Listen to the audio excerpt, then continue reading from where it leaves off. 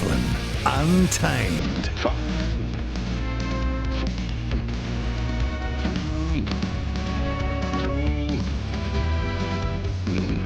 The Platform. Welcome to the podcast, people. The highlights of today's show, which aired on the Platform. iOS, it's only sport. Martin Devlin, Lachlan. Or iOS, yeah. That's all we do. We talk sport 1 till 4 on the Platform every afternoon. Download the app, subscribe to Platform Plus. Keep us all in jobs. It only costs $3 a week. Get all these benefits if you are a subscriber too. And thank you to everyone that is checking out the YouTube Platform channel. Did you know we have more subscribers to our YouTube channel than the media company called Stuff? How about that? Huh? We've only been on here a couple of years. Thank you to everyone that is chasing the interviews down on that. And you can listen back live to all the shows if you are a Platform Plus subscriber. 9 hours of free programming every day. Why is Test cricket so goddamn good? Why do we love it so much? Why does Test cricket deliver in ways very few other sports ever can? Well, on the podcast today, two blokes who absolutely love the art and craft of cricket. When it is played at its very best, it is better than pretty much all the rest. Miles Davis and Rahul Patil on the podcast. Graeme Agars talking tennis. Graeme has been with us for over 2 decades. He's been covering the Grand Slams and the Golf Majors for over 3 decades. He was there at the beginning of the Big Three. He's going to be there after Djokovic retires too. When will that ever be? Well, Graeme talking about Novak and the Australian Open. As well as that, Jürgen Klopp leaving Liverpool at the end of the season. It was a massive story worldwide this on the weekend. And a bloke that began the most popular Liverpool podcast, the Anfield Wrap, Gareth Roberts, joins us on the program. Plus Kansas City, the Chiefs, why they are the new team to beat in the NFL, and a dynasty that people are now putting up there. Well, providing, I guess, that they win their 3rd Super Bowl in 5 years. But if they do, you got to start talking about them in the same breath of the Cowboys in the 90s, the 49ers, the 80s, the Steelers, the 70s, the great Patriots side. That's how good this Kansas City Chiefs potentially can be. As always, tablets in hand, I say, gather my flock. It is time for a sermon. It's about Jürgen Klopp, so let's go to the mountaintop. We live in an amazing, amazing world, and it's wasted on the crappiest generation of just spoiled idiots. All I want is Liverpool to lose. I don't care about anything else in the world of football right now except Liverpool losing. That is a text I sent to a Scouse fan mate over the weekend after hearing the news that Jürgen Klopp was leaving at season's end. Jürgen Klopp, the Liverpool manager.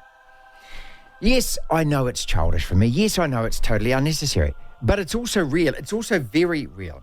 And I also know that there's a heck of a lot of sports fans listening to the program right now who are going to agree with me that if your team can't win, if your team is rubbish, if your team is once again taking your heart and dashing it on the rocks of sporting disappointment, then the only satisfaction, the only clawback, the only way that you're going to feel a sliver of happiness is to hope that your mate's team falls at the final hurdle and he or she is also plunged into that same waiting cold abyss. I wish I could explain this rationally, sensibly. I wish I could pretend that I am an adult and that's something I have no control over happening 12,000 miles away in another country. Doesn't affect me like it does, but I'd only be lying.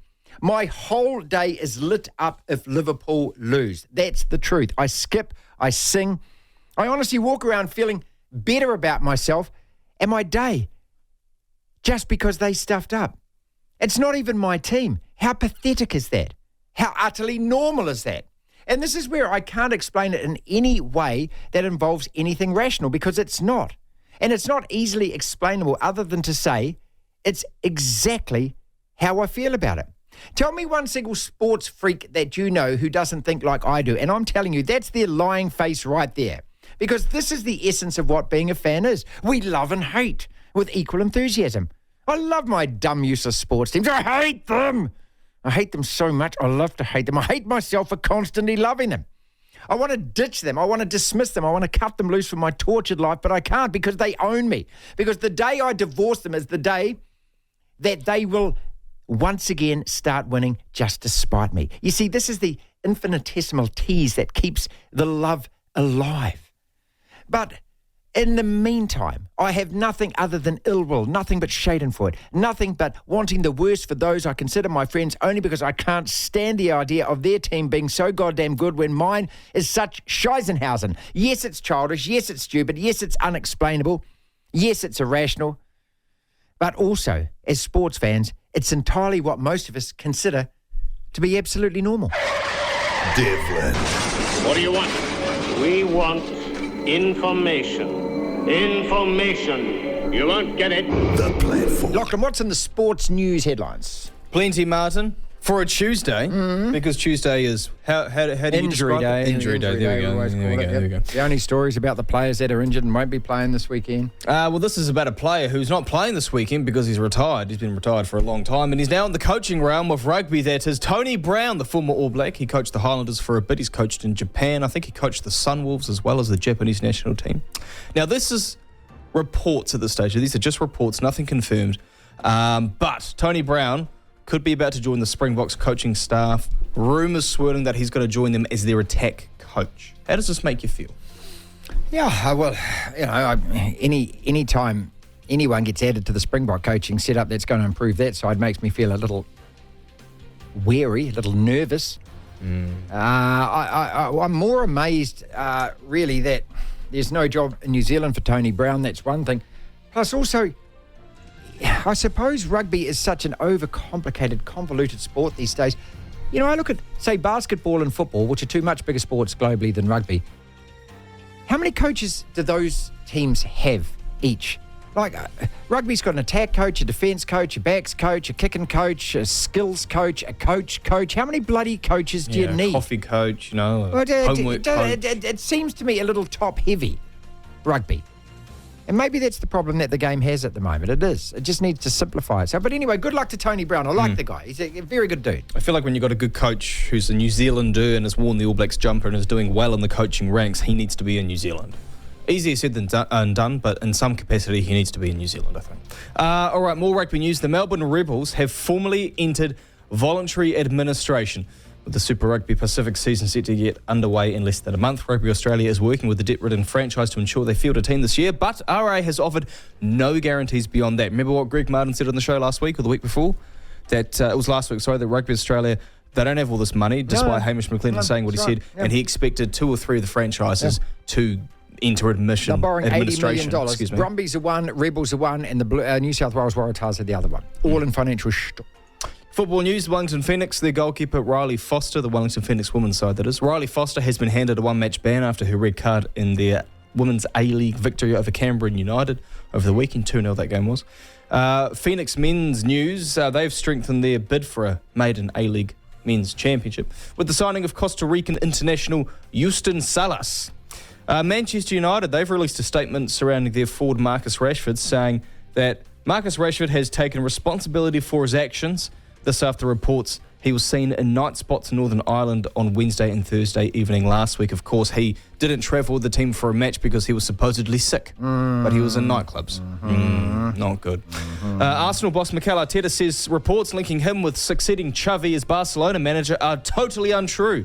Arteta says that he's really upset about these links as well. I couldn't believe it. It has no sources. Okay. Just one FA Cup match on today, which involved Blackburn up against, I guess, the People's Club in many ways, Wrexham.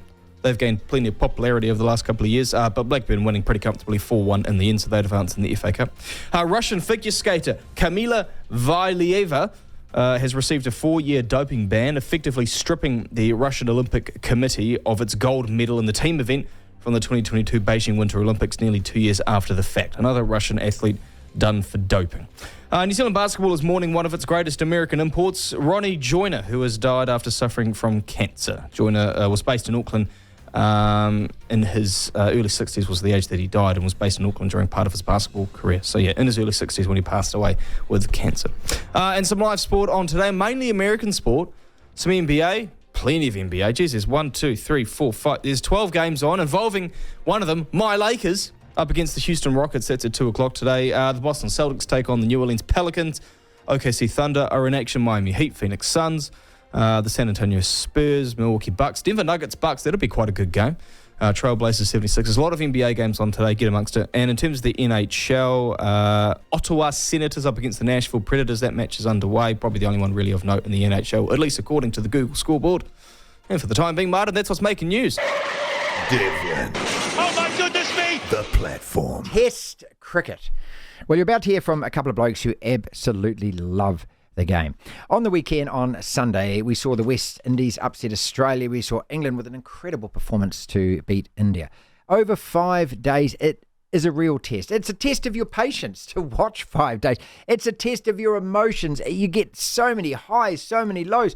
Just go back to the Basin Reserve against England last year. Why is Test cricket, when it is played at the very best, it's got to be amongst, does it not, sport at its absolute epic? Just explain to people, we're not trying to convince anyone who doesn't like Test cricket to like it, but why is it just such a brilliant theatre of sport? Yeah, it's interesting that you say that we're not trying to say, and you shouldn't try. I mean, you can tell people, you can try and share your enthusiasm with something, but it's like coriander. You know, it either tastes divine like it does to me, or it tastes like soap, Right. like it does to a lot of people. But for me, you know, the test match is used a lot, you know, rugby and rugby league and cricket. But for me, Test cricket is the real true test when it comes to a sporting contest. And I think that it's not only reflective of life, but an encouraging message for life. It's actually a little bit philosophical. No, it's true. If you look at it, if you look at the way that an individual, if you go into a test match, you can get out for a duck. All right, you could be a bowler and get smacked all over the park. But then you could effect a run out that can change a game, or you can take a catch that can change a game. And I remember telling my boy Will, like he bowled and got no wickets, and he got out early and run, bowled, got no wickets. And I said to him in the break, "Don't worry, mate, something will happen." He took 2 blinding catches, turned it around, and they won the game. And that happens all the time. And the thing as well that's reflective of life, unless you sort of get brown bread early on, it's not 80 minutes, it's not 90 minutes, it's 5 days, 6 hours minimum a day that you're playing this contest against a group of other people. For me, it's a real test. And where I think that it's an encouragement for life, and I think you can't see better example of it than the last few days where we've seen the West Indies win in Australia, England win in India. So not only were they underdogs, but they were on their knees at the beginning of that game. You know, they looked, you thought, oh, blimey, yeah, you get not worth putting a bet on England or the West Indies to win, because you're wasting your money. The odds are too short to back the other side, and yet they turn it around. And for me, if you look at that and think in life, when you're really down on your knees, you're down on your luck and everything looks hopeless, if you don't give in, you can get the result. Now, I don't want to sound like preaching from the mountaintop, but I look at that and I think that is a lesson in life. You know, keep going, keep battling, never let the bastards grind you down, and you can get a result. Did we love it so much with the Windies? We'll talk about that one first, because it's Australia. That adds so much more to it, especially from a New Zealand perspective, obviously from an Ashes perspective. For you, every time they lose, we celebrate as well. I leapt off the couch when Joseph took that last wicket, and I'm not sure I would have leapt off the couch, say, if it was the Windies versus Sri Lanka. Exactly. Well, it's the big I am, isn't it? You know, that they go around giving it the large all the time.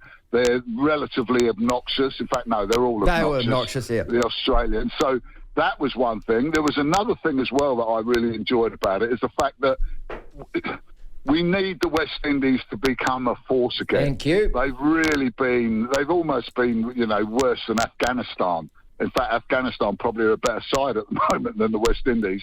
But slowly they're starting to turn it around. They give England the tickle up over in the West Indies in the one-dayers. And now they've won a test for the first time, I think it's 27 years in Australia. 27 years or something to win in Australia. Phenomenal. And you talk about Joseph, there's another example of it. I mean, the guy got hit on the foot by Mitchell Starc, which is not a pleasant experience. Busted, looked like he was out of the game, couple of painkilling injections, not just goes out wrong, but takes 7 wickets. It's like, you know, what a better example is that? So I think that it's a mixture of the two. A, we can't stand the Australians. It's good to see them lose. But B, for me, seeing the West Indies come back as a force in international cricket, it's only got to be good for the game. Boring test matches, though, that meander along or last 2.5 days or 3 days or something like that. I mean, that's why test cricket has been criticised, and the calls, it should only be 4 days. It's got to be shorter. Our attention span is, we can't handle actually sitting there for 4 or 5 days. That's what I think. If I could infuse anything into the young generation, it's just having the patience, having the intelligence, and just having the time to just absorb it. To me, it's like reading a book. That's what a test match is as well, isn't it? Where you've actually got to commit to the fact you're going to go to the last page. But also, you can do other little bits and pieces while you're there. You know, you can go and make a cup of tea. You can go and do this and have it on in the background and then come back and give it your attention. But I think you're right that it's reflective of the sort of the modern generation. I want it now. If I don't get it, I'm going to start crying and it's someone else's fault. And those who appreciate it probably appreciate life a little bit more. They're not so entitled. They're not so, demanding. And again, I think, if you appreciate Test cricket, you appreciate life. Devlin, You've gotta love sport. the platform. Rahul, I was asking the same questions to Miles about this over the weekend. Sunday, we had 2 incredible Test cricket matches. He's spoken all about the West Indies versus Aussie. You, of course, glued to that. And then again, India versus England. What is it about Test cricket, mate? What is it that so few other sports can bring to the table that Test cricket can? Where do I start about what is so good about Test cricket? I mean, if life had a doppelganger, Marty, it would be Test cricket. Lasts for 5 days, and in those 5 days, it shows you every single emotion that we see in day-to-day life. No one day is like the other, just like it's not in life. Every day is different. Normally in life, I give a lot of examples as to why Test cricket is so relevant and so close to reality. Is normally in life, it's you and your partner versus the world. And when you're batting in Test cricket, guess what? It's you and your partner against the opposition. And if you're playing away from home, it's against the entire stadium sometimes because they're all rooting for the home team.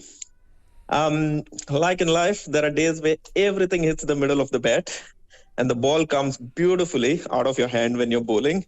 But then there are days when you try anything and everything and you keep finding the edge of the bat and you feel, geez, what do I need to do to get something right today, And I even look at it from a work kind of scenario where every team has a flashy Virat Kohli or a David Warner, who's brash and who, is that look at me kind of cricketer.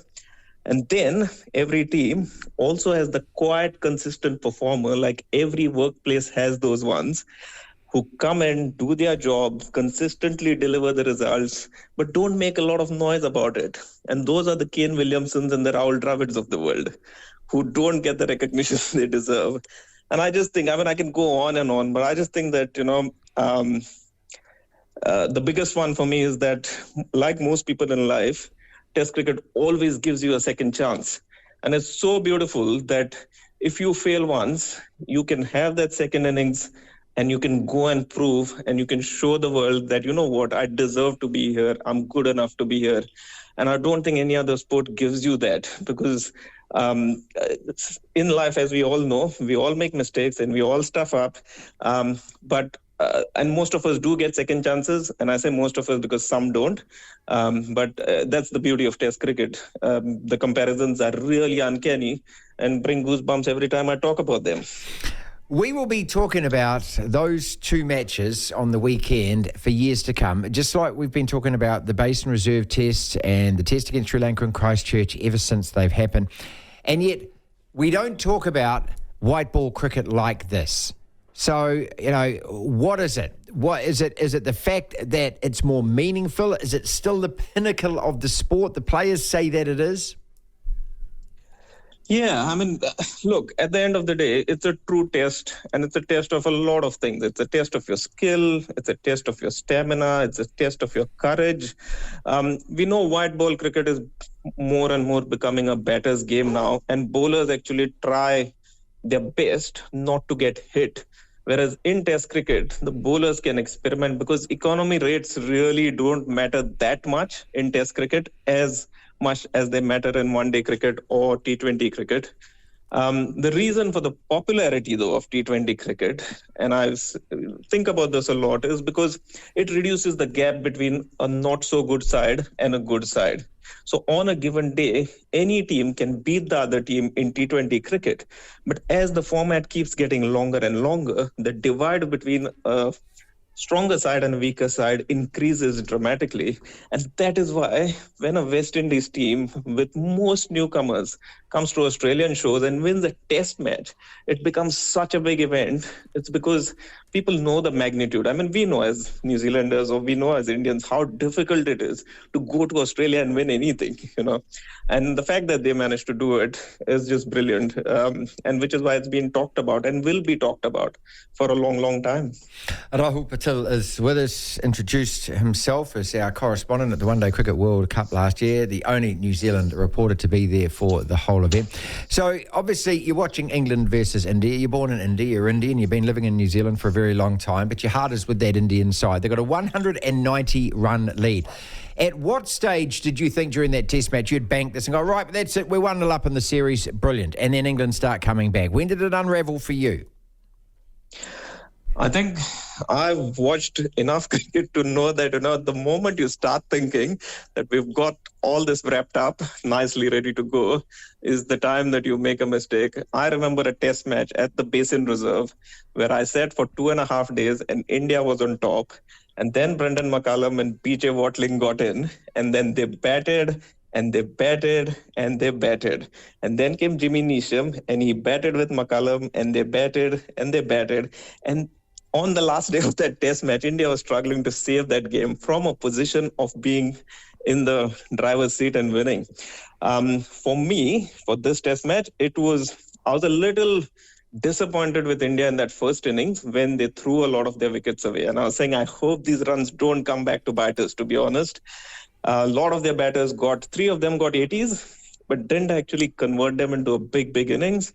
And I just thought at that time, I said, I hope we haven't left some runs out there.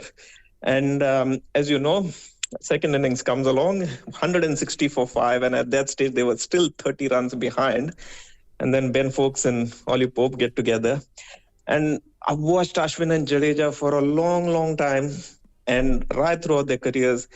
And to be honest, hand on heart, I have never seen them as rattled and as clueless that they were when Pope and Foakes were batting. They just ran out of ideas. And as soon as you start running out of ideas, you start trying too hard. And when you start trying too hard, the bad balls just keep coming. And there was a lot of that. So, yeah. 160 for 5. That was the turning point where it all started going pear-shaped for India. To hear the full interview, download the platform at the App Store. Via Platform Plus, you can go back and listen to the whole show and all of the interviews in full. The Tight Five. 5 separate sporting topics, roughly 60 seconds on each. When that happens, we move quickly on to the next topic. The World Test Championship ladder. Let's look at that, Lachlan, before we tackle South Africa this weekend, because just over the news break there, we're both going, what? How? Who? What? You got to have a degree in applied mathematics to figure this thing out. Australia have played like about 100 more test matches than everyone else. How does that work? And we're second in the table and we've only played 2 and we've lost one of them. Only the third time in NFL playoff history that a team has had a 17 or more lead at halftime and gone on to bottle it. Detroit yesterday, did they really choke? And what kind of damage is that going to do to them as a team? Tony Brown, South African attack coach. Joe Schmidt, Wallaby coach. John Mitchell, Red Roses coach. We've got a lot of rugby acumen in other parts of the world at the moment. How worried are you about what Tony Brown is going to bring to the Springboks? Good text that's come in here. From Phil, he says, Martin, have you noticed that Vogel's bread is easier to toast these days? Yeah. Yeah, I have, as a matter of fact, Phil. I blame James Shaw. I mean, yeah, who else would you blame? The Windies, everyone's second favourite team. How can you not want them to be good at cricket, Lachlan? The Taylor Swift NFL thing, I might leave that till after 3.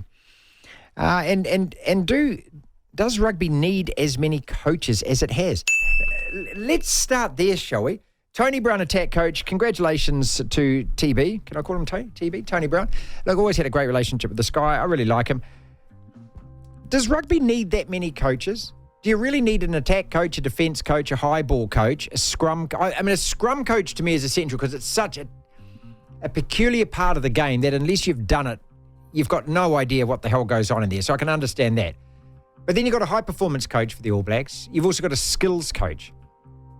And then you've got an overall coach and raiser. As far as a skills coach go, well, shouldn't that be up to the individual players? Aren't you practicing every day on your skills? Yeah. I mean, so, you know... Isn't that why you're in the All Blacks? Because you are skilled? I want to know who's been teaching Rico Ioane to pass, for example. Because whoever you are, skills coach, you're not very good at it because he doesn't listen and he's not good at it. But anyway, Tony Brown, are you worried about what he could bring to the Springboks? Well, he's had a lot of success as an assistant, particularly working with... what's his name? Jamie Joseph. There we go, Jamie Joseph, yep. And he's done well in that role. As a head coach, it's been a bit up and down, but I always liked the idea of he and Jamie Joseph taking over the All Blacks. So he's certainly good at what he does. And so, yeah, of course, you're going to be a bit nervous, and he knows the New Zealand game well, and I think that as much as, coaches are different, and a Razor coach team is going to be different to a Fozzie coach team, but there's also a style that we like, which relies more on expansive play in the back line as opposed to punching up the forwards of the opposing team that South Africa tend to do and winning set pieces and stuff. Not that we don't do that, but we don't rely on it as much as they do. So, look, he'll maybe be able to unlock something about us for them. At the same time, I don't think it moves the needle a huge amount in terms of making them so much better than us that we won't be able to catch them. Okay, reflections on the World Cup final. The one thing that they didn't do was attack. They kind of defended their way to the title, didn't they? They were that team that to me they were Jose Mourinho's Inter Milan side winning the European Champions League. That they just didn't lose, and they went out there not to lose. And they did their best to lose in the second half. Khaleesi botching a certain try, and then there was about 4 different attempts at drop goal from 50 metres out. That's my point, though, is that when they had the ball in attacking positions, you remember we were sitting there at the halfway line going, what are they doing? They're just kicking the ball out. Yeah. So, I mean, you know, I think that there's an area in their game which they could absolutely improve upon, and that is what this guy's been hired to do. Only the third time in NFL playoff history that a team has had a lead like Detroit did yesterday, 24-7 at halftime. Did they blow that against San Fran? Hell, they did. Yeah. There was one player, I remember, we were live on air when huge throw down field by Brock Purdy, which is just a prayer, really. Detroit guy got his hands on it. Well, he bounced out of his hands, hit his helmet. But and then I think it was Ayuk. Brandon Ayuk from the 49ers. Yeah, collected it, and he ended up running a touchdown. That turned the game. What's that going to do for Detroit? Because you've got to remember this is a Lions side that hadn't appeared in the playoffs in 30 years. So they were playing with house money. They win a couple of games at home, and then they go to that game. But, you know, if they'd lost narrowly to San Francisco, like the scoreline suggests, and it had been a bit of a toe-to-toe kind of thing, they'd probably go out with heads held up high. Yeah. But they must be full of regret. Well, it's the first time I think, like, this is a little bit... I'm like this with Lamar. I love Lamar Jackson, but with him, you can't hide from the fact that when it comes to the playoffs, he's underperformed. He's been hugely disappointing. It's a similar thing here. I don't think you could have criticised anything about this Lions team with their head coach Dan Campbell, who 2 years ago they were 3-13-1. Last year they were 9-8, and then now they're 12-5 and in the NFC Championship game. And the coach Dan Campbell's done a sensational job. And when you watch videos of this guy, it gets you amped. Oh, mate, he's a brilliant man. He's a brilliant man motivator. But at the end of the day, you're up 17 points, and there were some decisions that he made that were costly. There was a moment where they kicked a field goal instead of going for it on fourth down, and he's got a habit of going for it on fourth down. And then they had a similar situation where he did go for it, and didn't kick the points in order to put them up again by something like 17 or whatever. Yeah, there you go. There was another decision late in the fourth quarter that they could have thrown the ball to stop the clock, or if they ended up running the ball, got rid of it down, and then took a time. Really strange decisions, ones that didn't really make sense. And the sad thing is, and so I don't want to say he cost the game, but he made some really questionable calls. Maybe that's a lack of experience in the playoffs or whatever, or in high-pressure situations. But the sad thing is, and I think, again, it's similar to the Ravens, are you actually going to get a chance that good at getting to the Super Bowl? In the AFC, Joe Burrow was injured, so the Bengals were nowhere near as good as they could have been. You've still got Mahomes. You've still got Mahomes. The Chargers have just signed Jim Harbaugh as their coach, so they're going to be a whole lot better. You've still got Lamar. You've got a Cleveland team that didn't have Deshaun Watson and outside of the quarterback position. You've got a Buffalo Bills side who, well, yeah. I mean, a Jets side who had Aaron Rodgers who got injured. Yeah. So look, and the sad thing is it's the same thing with the Lions in the NFC. Look, the Packers are going to be much better next year from what we saw at the end of the season. I hope my Eagles are better because we've just signed two really good coordinators. The Cowboys are surely going to be better. The Commanders are on the return. There's so many teams. Not you guys. There's so many teams that fell short of what they should have achieved this year and you would expect will be back. Which exactly is why what Kansas have achieved in getting four Super Bowls in 5 years is so remarkable. It just doesn't happen that often in the NFL. No. And I know you can quote me, you can say, hey, it happened here, it happened here, it happened there, but it's like once every 10 years, once every decade, a team is like that. That can actually go back to back. Not win it, but even get to two Super Bowls. Aside from the unbelievable dynasty that was the Patriots, which is already repeating itself, it seems, with the Chiefs, the last time it happened where a team went back-to-back was 1998. 98? Yeah, 98 with the Denver Broncos. 2003 and 4. Apart from those Patriots, what I'm saying is apart from them, there's about 20, nearly 30 years there of other teams not being able to do it. Why is the Windies everyone's second favourite test team? It goes back to the 70s and 80s, doesn't it? It goes back to Greenwich, it goes back to Haynes, as Miles says. It goes back to Richie Richardson, to Brian Lara at later years, to Courtney Walsh and Curtly Ambrose and Michael Holding. Anyone that's called Whispering Death that's in your cricket team, you've got to love that guy, don't you? Well, Viv Richards, Malcolm Marshall. Personalities. Malcolm Marshall. Good God. I remember going to Eden Park and watching him. I couldn't see the ball. Couldn't see it.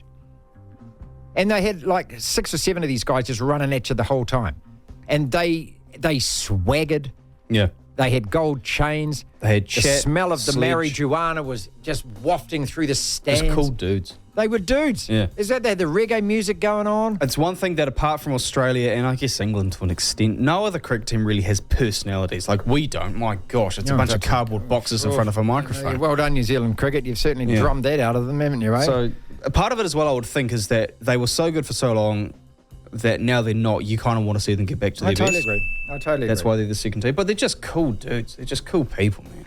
The WTC, the World Test Championship ladder. Explain this to us at the moment, please. Okay, so this is where every team plays every team more than once. I think look, it's a bit like the Premier League. We've all got the same amount of fixtures, haven't we? Isn't that the whole point of it? Well, I think so. You play home and away. And the thing is, you've got someone like Australia who always has a 5-test home summer period, whereas we don't get that. So do we make it up during the year? I don't know. Anyway.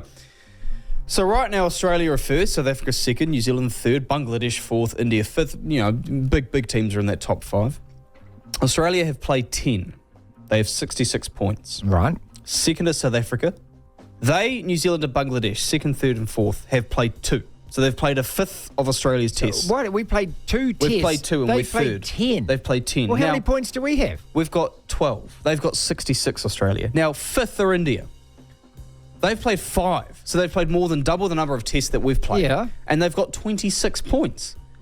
And we've got 12 and we're ahead. How they? What? Pakistan are on 22 points. Hang on a second. We got 12 from 2 tests. India have got 20. Yeah. West Indies are on 16. They've played 4. England have 21 points from 6 matches. Sri Lanka are dead last with no wins. Okay. Well, it comes down to win percentage. We've won half our matches. Australia have won a smidge over half based on percentage. And then if you look at India, they've won a smidge under half because they've only won 2 from 5.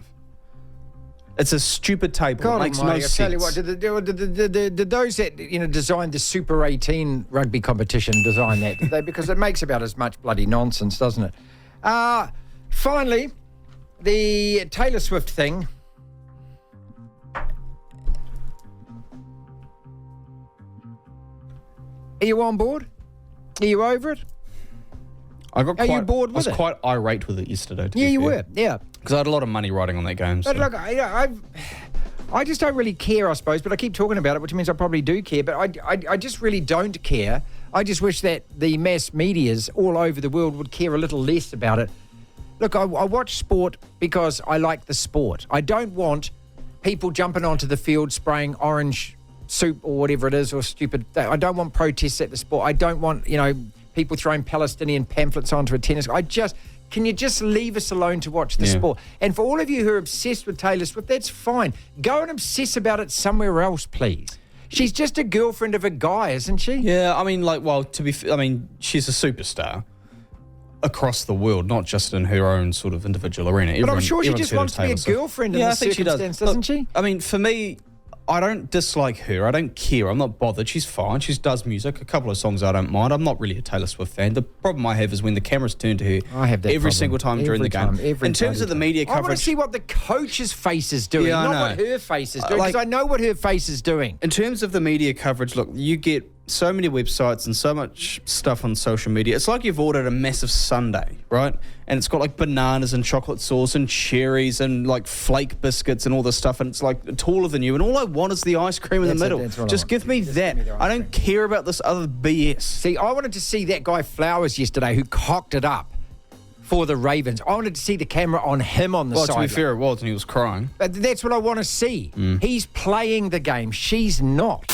Graeme Agars, the voice of tennis on New Zealand radio for so many years, decades he's been covering the Grand Slams. Graeme was there before the big three started winning these most major of tournaments on the tennis calendar every year. Novak Djokovic, 24 Grand Slams. It's just ridiculous, isn't it, when you repeat that out loud? Well, Rafa looks as though he's gone. The body is broken down.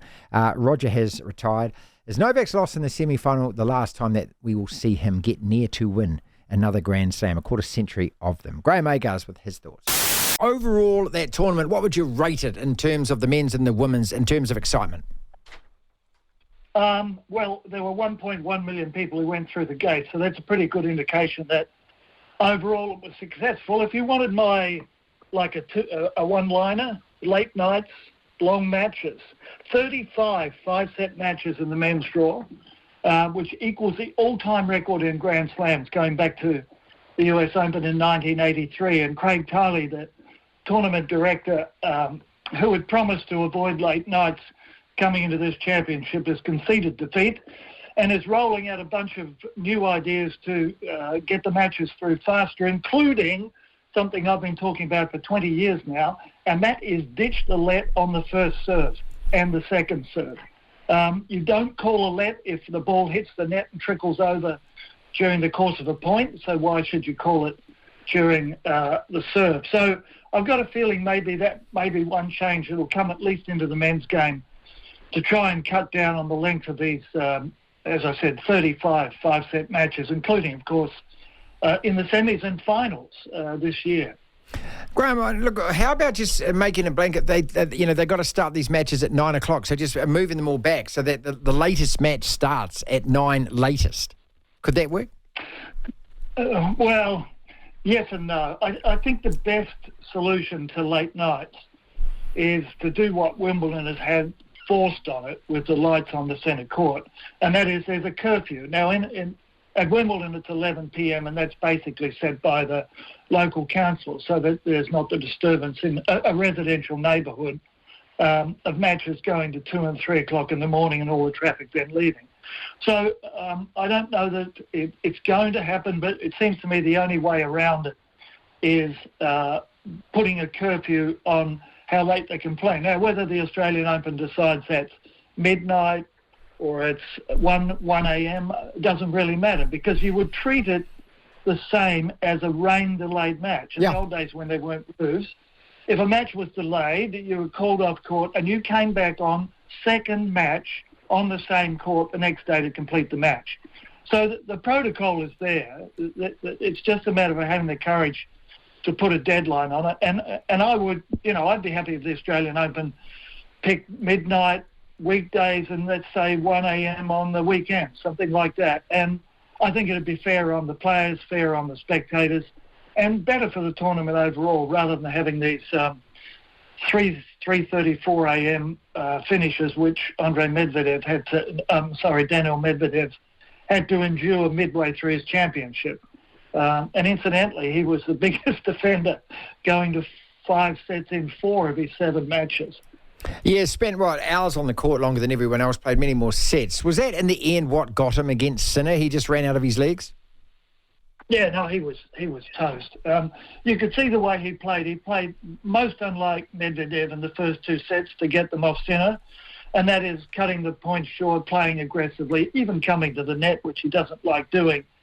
But once he got into the third set and Sinner found his feet, you could see it was just a matter of time. Now, Medvedev's probably the most courageous player in tennis right now. He never gives up, even though both feet were strapped heavily and he had no gas in the tank. He dragged it out to five sets again. He's a bit like playing a sponge, this guy.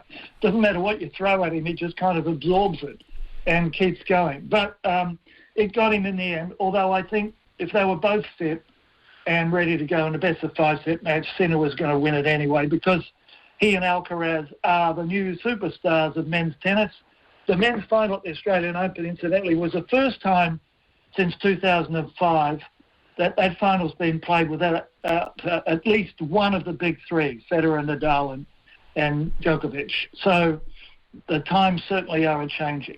Graeme Agars with us talking tennis. Well, that's what I wanted to get to. You have been covering these Grand Slams before the big three began winning them, and now 2 out of those 3 are gone, unless Rafa comes up with some kind of miracle cure for his ailing body.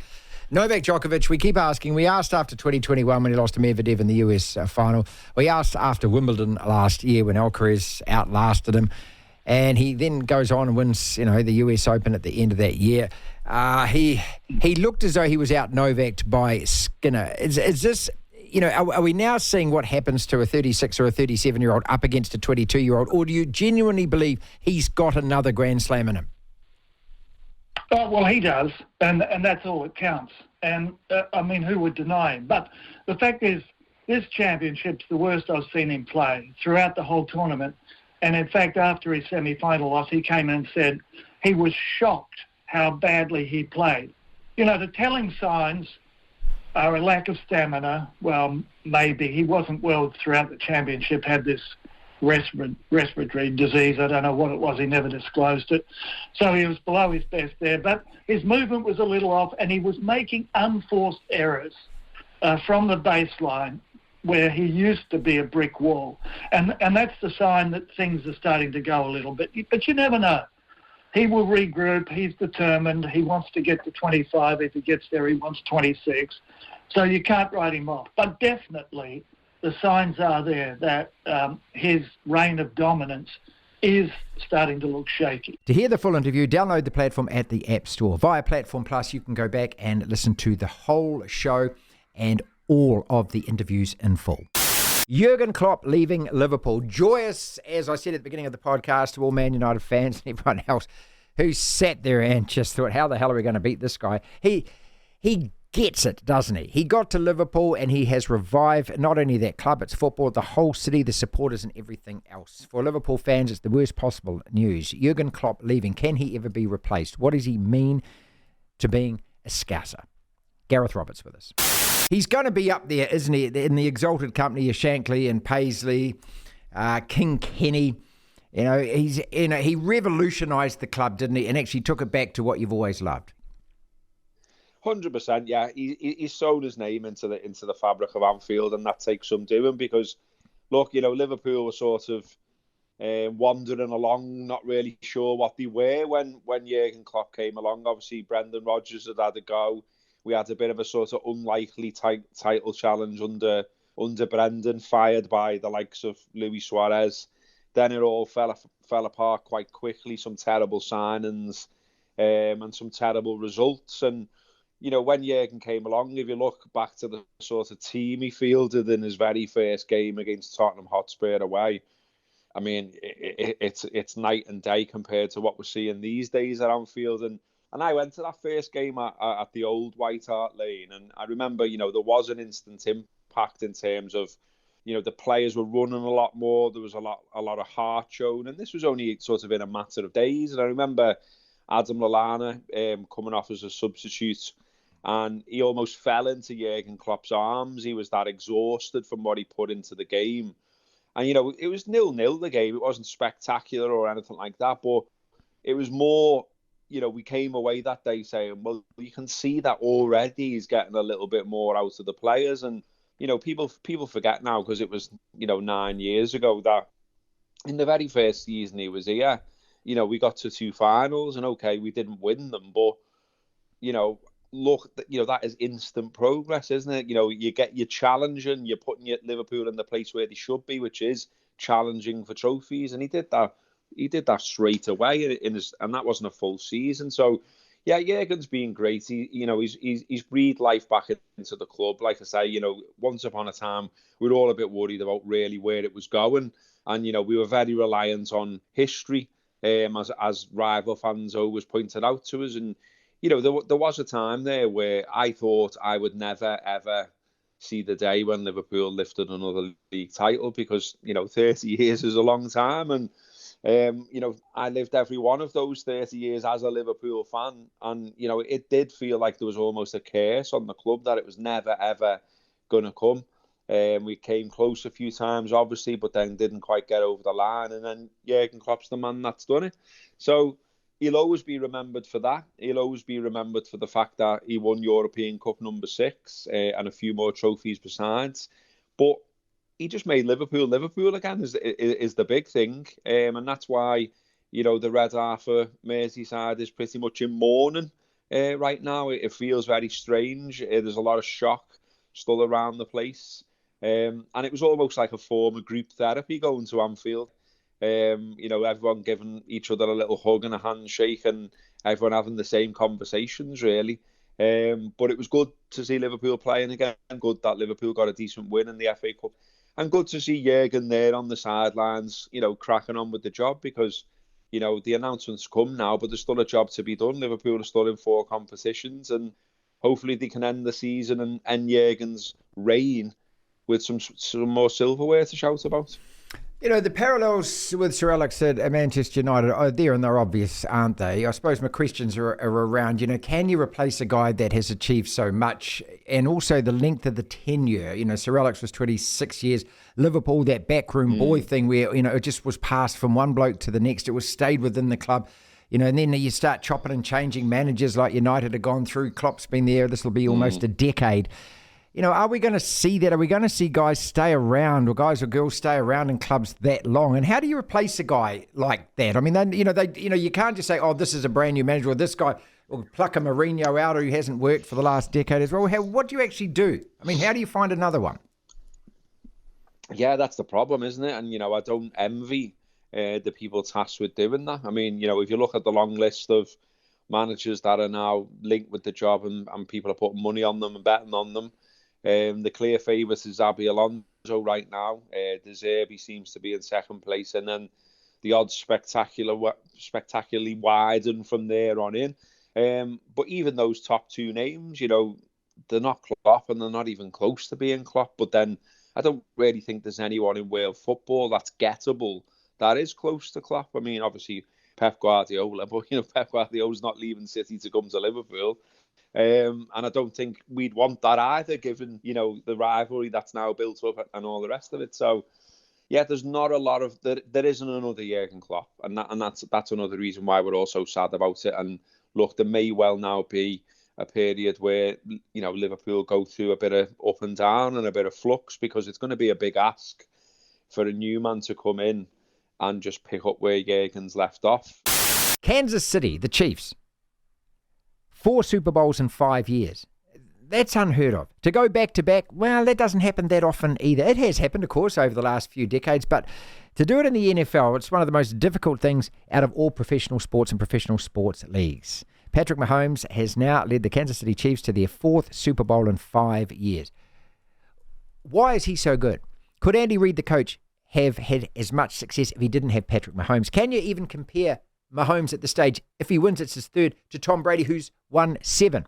Rustin Dodd from The Athletic is the KC beat reporter. Kansas City must be going ape over this 4th Super Bowl in 5 years. What an achievement already. Yeah, it had been 50 years, in 2019 when the Chiefs made their first Super Bowl and then won over the San Francisco 49ers, and now they've been back 3 more times in the last 4 years, so that's 4 and 5, as you said, and it's it's unprecedented for Kansas City, and it's really unprecedented in the NFL, right? I mean, this is the New England Patriots did this, the San Francisco 49ers had a run in the 80s, the Cowboys in the 90s, Steelers in the 70s, but this is sort of it's generational stuff, and that it's happening in Kansas City, one of the smaller markets in the NFL, is it's quite a story. And also, let's not underestimate what this particular version of the Chiefs have had to go through this year. Winning on the road at the Bills, winning at Baltimore. Those are two tough-ass games to win back-to-back. Yeah, the Chiefs are a different team this year for a number of reasons, right? So they put a lot of their emphasis on defense over the last 2 seasons, drafting a lot of young players. And as a result, their offense sort of took a step back this year. Their defense was one of the best in the NFL, but they were just sort of kind of sluggish in all phases for much of the season. They weren't very disciplined. They had a lot of penalties. They made a lot of mistakes, and you saw that with some of the games they lost. And as a result, they put themselves in this situation where they were the number 3 seed in the AFC going in, and they had to go on the road to Buffalo and to Baltimore. But I think, there was kind of a theory before the playoffs that the Chiefs maybe were just a little bit bored with the regular season, right? Their season is really the postseason. They're judged right now by if they win the championship or not. And so there was some thought that maybe once they got to the playoffs, they would be able to kind of turn things on. And that's kind of what you've seen. And I think it starts with Patrick Mahomes, obviously, their quarterback and the best player in football. But I think they're really kind of built, for this time of year. Look, talking about Patrick Mahomes, and I've watched a lot of ESPN coverage over the last couple of days, and, in this side of the microphone, we always want to come up with narratives and talking topics and things. And so obviously the big one is comparing him to Tom Brady. If he wins again, and that would be, the third time in 5 years, just a remarkable achievement. Can his name start being included alongside Brady, who's obviously won 7 Super Bowls? We all know that. But can his name be started to be put up beside? Yes, and I think it should. And now, the way we have the conversation, I think, we can be sort of adults about this, right? It seems very unlikely, just with how close the margins are in the NFL playoffs, how difficult it is to win Super Bowls. It seems very unlikely that Patrick Mahomes will win 7 Super Bowls. I don't want to say he can't, but just the odds would be greatly against him doing that. Even if he wins his 3rd this season at age 28, that would give him, another decade perhaps to win 4 more. Even that, very, very difficult, and the odds would be greatly stacked against him. But I think if he wins his 3rd in 5 years, and he's got 3 at age 28, and you look at the body of work, I don't think there have many quarterbacks in history who have played the position at a higher level, Tom Brady included. And I think it, to bring it back to basketball, very similar, obviously, to the argument right now in the NBA, Michael Jordan versus LeBron James. And again, that can be a very tiresome argument. Why do we even need to compare, these guys, different eras, all of that? But it's very much kind of the same argument, right? So, Michael Jordan won 6 championships. LeBron has 4. And so it's hard to say LeBron is better than Michael Jordan. But if you just look at statistics, if you look at maybe the level that he's played in his career, a lot of people make the case for Jordan. And I think if Patrick Mahomes, gets that 3rd title this year, you're going to very much see that sort of same argument taking place, I think, Mahomes or Brady. Rustin, Dodd is with us. He's the Kansas City reporter for The Athletic. We're talking about the Chiefs and this remarkable record, 4 Super Bowls now in 5 years. Andy Reid, the coach, got there with Philadelphia, couldn't clinch it then. He's done it with Mahomes, who was trained. Obviously, Alex Smith was his mentor. I'm a Commanders fan, so I kind of have a little sort of something in the equation, I guess. But Andy Reid, the making of him as a coach, could he have done this without Patrick Mahomes? Well, the short answer is no. He because he didn't do it without Patrick Mahomes. But I think the bigger question asked is that could anybody do this without Patrick Mahomes? Or the other thing is, can anybody have this kind of run without one of the best quarterbacks of all time? And the answer is, no, probably not. But I think what Andy Reid has shown is that he could win with an average to really good quarterback, right? He had Donovan McNabb with the Philadelphia Eagles. They went to the Super Bowl and lost to Tom Brady. He had Alex Smith in Kansas City. They won a lot of games. They won a lot of division titles. They couldn't get over the hump in the playoffs. But now he has, the trump card. He has, the best quarterback in the NFL, and he's won 2 Super Bowls. He can add a third right now. And I think, the difference between, that Andy Reid has shown he can win with multiple quarterbacks. And then when he has a Hall of Fame quarterback, he can win Super Bowls. I think that does put him in the discussion of the best coaches in NFL history. And he's still, I think he's right around 65 years old. So he's, nearing the end of his career, but he's got a little bit of time left to add to his resume. That's our podcast for today. Thank you so much for listening. If you want to listen to the entire show, 1 till 4, Monday to Friday, download the Platform app, and via Platform Plus, you can go back and listen to whatever shows over however many weeks at your leisure, at your listening pleasure. Platform Plus. First thing to do, though, is download the Platform app. Devlin. Unbelievable. Incredible. The Platform.